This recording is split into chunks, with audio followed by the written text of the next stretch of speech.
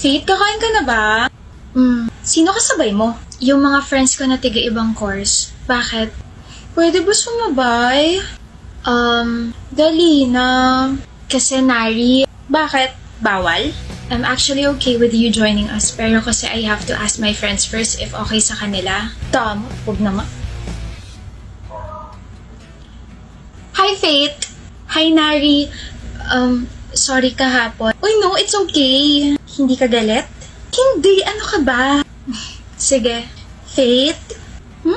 Bilang pambawi sa pag-reject mo sa akin kahapon, ilibre mo naman ako. Bakit? Kasi di ba hindi niyo ako sinama sa lunch niyo kahapon? Nakakatampo. Ilibre mo na lang ako. Hindi ka galit pero nagtatampo ka. Sabi ko naman sa'yo, di ba, I have to ask my friends permission muna. Ayaw mo ako ilibre? Di naman sa ayaw, pero kasi I don't think we're close enough para ilibre kita. So ililibre mo lang isang tao kapag ka-close mo na. Hindi mo nga ako sinama kahapon. Ako na ngayon lumalapit para makipag-close sa'yo, tapos ngayon sasabihin mo, I'm sorry. Ewan ko sa'yo, choosing.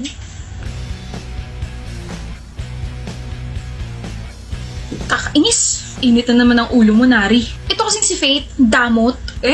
Yung pinakatahimik at pinakamabait na kablock natin? Madamot? Sigurado ko ba si Faith yan?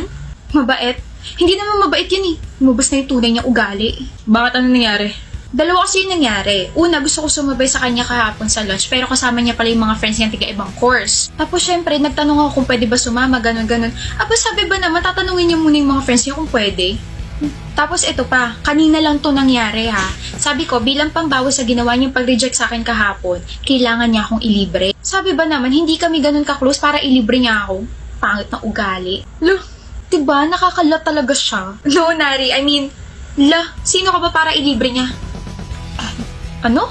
Tama naman siya eh. Hindi kayo close para ilibre ka niya. Ang kapal naman ng mukha mo, Tay. Oo nga, hindi ka ba nakakaramdam ng hiya tapos ngayon kung ano-ano yung mga pinasasabi mo tungkol sa kanya? What about yung pagtanggi niya sa akin kahapon? Ay nako, hindi ka kilala ng mga friends niya. They have plans tapos bigla kang susulpot doon?